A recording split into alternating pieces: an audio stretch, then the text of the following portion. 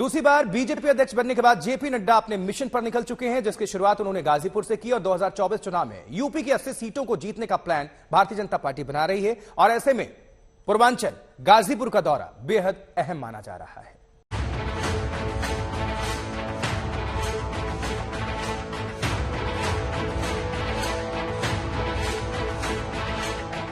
ये बीजेपी का मिशन 2024 है।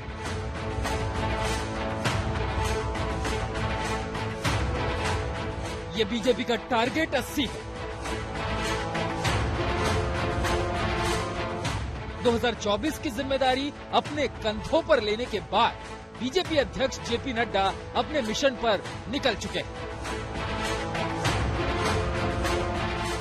नड्डा ने अपने मिशन की शुरुआत उस सूबे से की है जहां से होकर रास्ता दिल्ली को जाता है।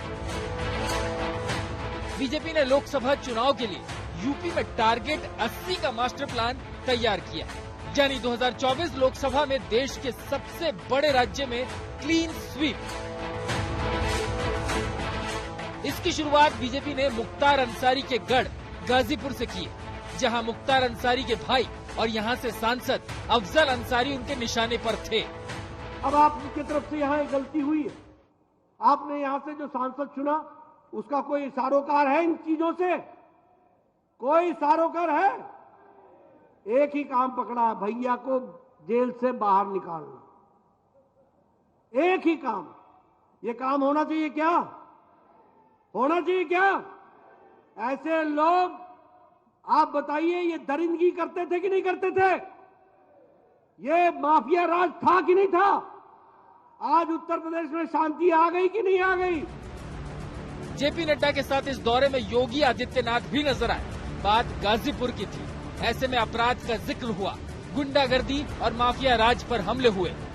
सुरक्षा के लिए खतरा बने हुए पेशेवर अपराधी और माफियाओं के साथ किस प्रकार की कार्रवाई होनी चाहिए, उसका जीता जागता उदाहरण तो आपका ये गाजीपुर की ही धरती बना है।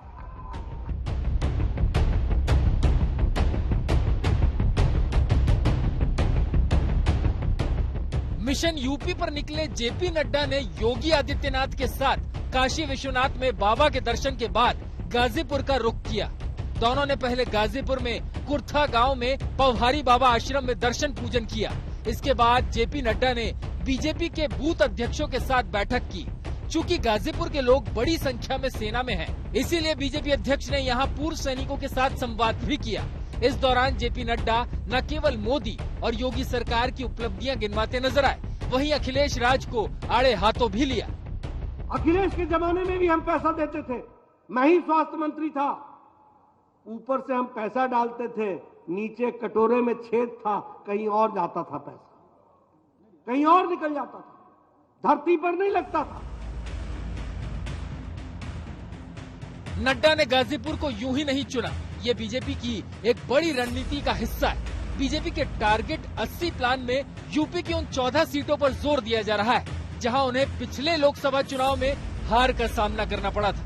ऐसे में गाजीपुर सीट बीजेपी के मिशन पूर्वांचल के लिए बेहद अहम है। मुख्तार अंसारी भले ही जेल में हो और योगी सरकार ने भले ही उनके साम्राज्य में नकेल कस दी हो, लेकिन गाजीपुर के किले में सेंध लगाना बीजेपी के लिए भी अभी बड़ी चुनौती है।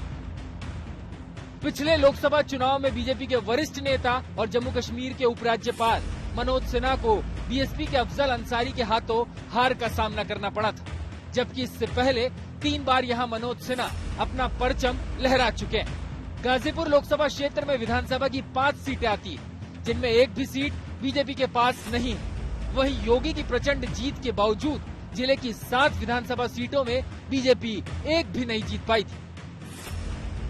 यही वजह कि बीजेपी के मिशन 80 में गाजीपुर एक अहम कड़ी है, जिसकी फतह की तैयारी बीजेपी ने 398 दिन पहले ही शुरू कर दी है। आज तक ब्यूरो।